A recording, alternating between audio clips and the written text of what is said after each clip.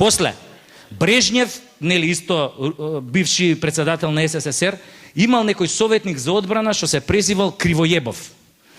Он исто така се соживал со презимето, кривоебнал и станал ко Боки 13.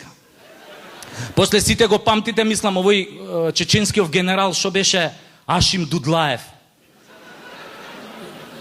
За него нема да кажам што се случило кога се соживал со името и со презимето. После оној кошаркашки репрезентативец на бивша СССР Куртинайтис, па еве премиеров Путин.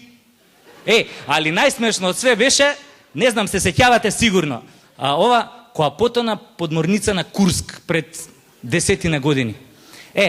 У време која потона Курск, нели Курск потона, унутра останаа заробени живи не знам колку стотина морнари, па тука имаше агонија од не знам колку денови, али тоа беше многу смешно што која потона Курск, у тоа време адмирал на руската флота беше Куроедов.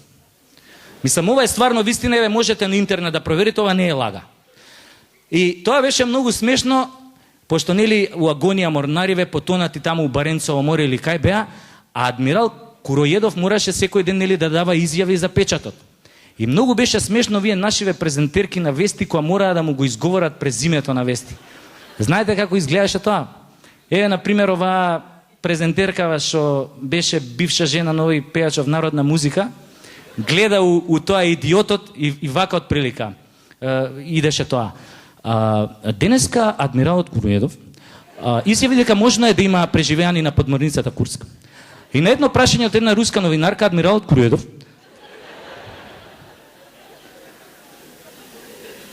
мислам, стварно не знам, и треба да внимаваат нашиве нели фондов за здравство, министерот за здравство, треба да внимаваат кога викаат некои руски, мислам, добро е што викаат руски експерти, али треба да внимаваат какви имења и презимења, мислам, имаат. Треба да мислат и на нашите ТВ презентерки кои што се сите млади и невини. Еве замислете да дојде некој руски доктор со некој такво презиме. А нели сите руски доктори што доаѓаат тука се високи, згодни, убави, башка богати. И нели е нормално некој од ТВ презентеркиве да се заљуби еден таков доктор, па да се омажи за него и нормално кога ќе се омужи да му го земе презимето. Знаете на што ќе личат после најавите и одјавите на вестите на телевизија? На пример, добро вечер, драги гледачи, јас сум Татјана Куроедова, а вие ги следите вестите на... Или, на пример, одјава. Тоа беше се за вечерва, драги гледачи, јас сум Ана Дудлаева, а вие ги следите... Или, добро вечер, драги гледачи, јас сум Маја Добројебова, мислам... Абе, како ќе искочат од студиове? Па сите комши има да ги утепаат од дупење. Мислам, вербално. Не се. Таа работа приказна со Курск заврши, нели, како што знаете, трагично, искочи дека тој адмиралот Куроедов не се соживаа толку со своето презиме, колку што со неговото презиме се соживеа морнарите на Курск, па го изедоа урод. И да продолжам со приказнава, влагам ја у таа новоотворената приватна болница. Шо да видам, бе, ова не личи на болница, си викам. Ама викам, добро, викам. Почеток е, кириите скупи, па викам и злате почна со киоск за плескавици. Влагам натре, ми искаче еден тип со мајца 5XL, на која што пишуваше донација од Република Македонија. Стомакот не му беше донација од Република Македонија, али му беше импозантен, као да му е донација. И ми вика, со како, вика, шо е работава, му кажем вака и вака, вика, тој вика, сега доктор Винокуров е со еден пациент кој ќе заврши, ќе ве прими третманот и вика ќе ве чини со прегледот 4500 денари. Ама вика, ве молам, од кога ќе излезете овдека да не зборувате за работата на доктор Винокуров. Па викам, добро бе, зашо онда бапнало онакава реклама у вестник како не сака да се зборува за работава? Вика, не прашувајте многу, бидете среќен што доктор Винокуров ве избрал да бидете еден од малкумината што ќе бидат излечени. Викам, супер, многу ми е драго кога сум избран у елитата. Така еднаш од оваа туристичкава агенција кај Палома Бјанка ме избра, нели, у елитата, па ме дадоа ваучер од 600 евра, па после морав да доплатам уште 9900 евра да идам 10 дена у Шпанија. Али тие 10 дена ми се видоа многу пари, па затоа не уплатив. Нели, да не арчам многу агенција. И не сега влагам у чекалната, чекам, ете ти од една врата се отваре и од тамо ми доаѓа у пресрет еден доктор, у бел мантил, висок, плав, убав, као Путин.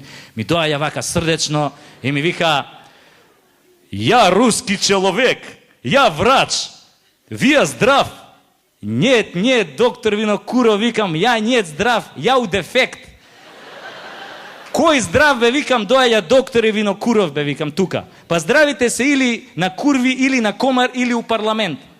А ја мора да не сум здрав, шом дојдов тука да платам 4500 денари преглед. Али ова не му го кажав за да не ја ебам у старт до вербата на доктор и пациент. И он мене вака ме гледа и ми вика на руски: "Доджи." И ја доаѓам до него, он отвора една врата и ми вика: "Уджи." И ја влегувам внатре и сама што влегов се стаписав. Леле, викам, докторе Винокуров, кој кур те донесе овде у фиром да ја го нафиромам на цела твоја фамилија? Баќушкава на средина на собата стал еден од оние мртовечкине столови. Прв пут видов таков уживо. Мислам, јас сум гледал стотици такви у оваа серијава CSI од Мајами до Њујорк. Али прв пат гледам уживо. Го натенкирил на сред соба, стајал едно чаршавче преку него и јас си реков: "Готово е. Сега Винокурче ќе ти извади и срце, и бубрези, и бели дробои, и зуби, и све ќе прати по Сити Байк за Косово."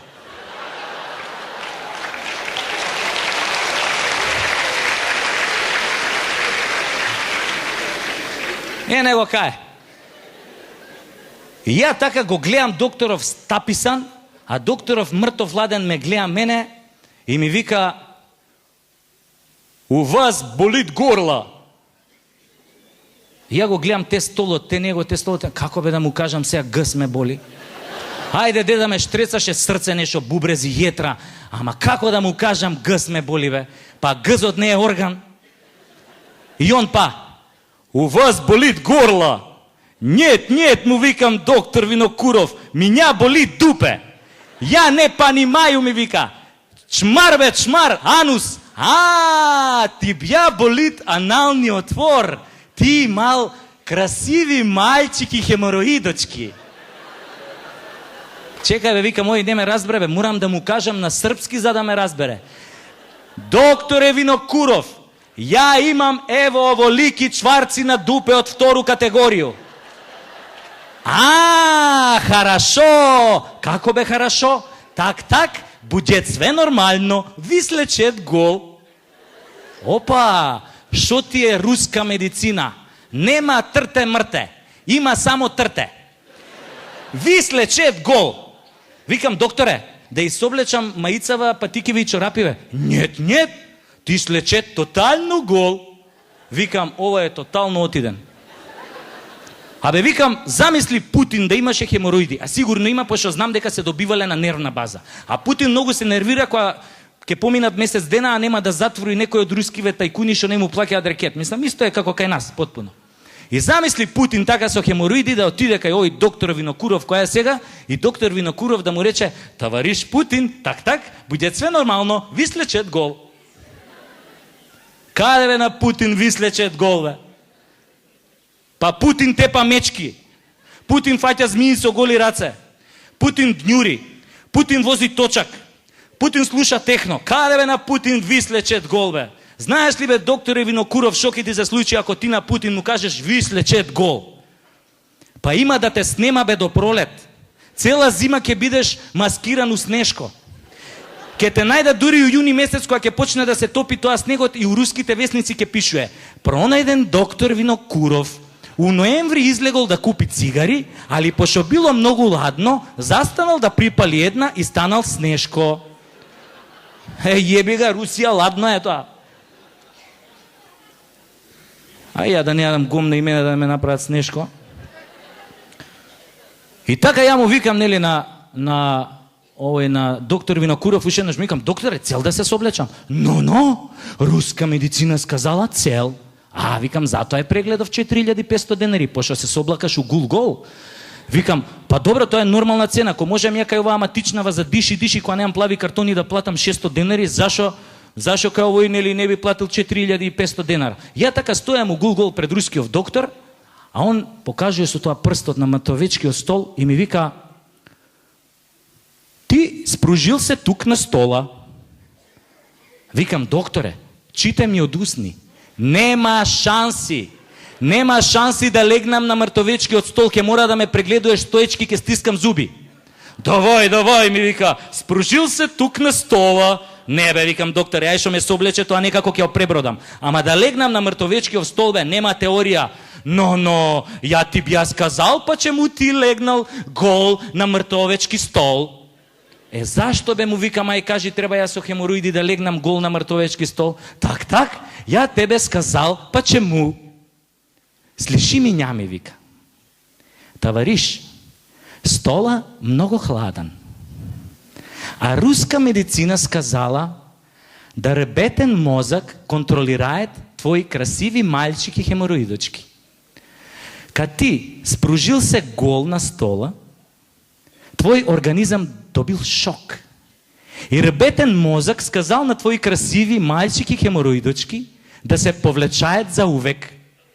И твои хемороидочки капут. Викам, има логика. И Хитлер така од ладното капут. Викам, докторе, па шо не кажа одма бе, ако так руска медицина сказала. И јас се соблакам гол, легнав на тоа мртовечкиот стол. Леле, луѓе, столот беше поладен од надгробен споменик на сибирски гробишта за Нова година. Кога легнав, заборев зашо дојдов и кого барам. И така лежам едно 15 минути, која стануе овој доктор Винокуров и ми вика: товариш, јас свршил, ти станал. Зашо бе, викам, докторе, да станам? Па мене ми е многу убаво да лежам гол на мртовечки стол. Па тоа му доаѓа као ново сексуално искуство за мене. И не знам како станав и не знам како стигнав до дома.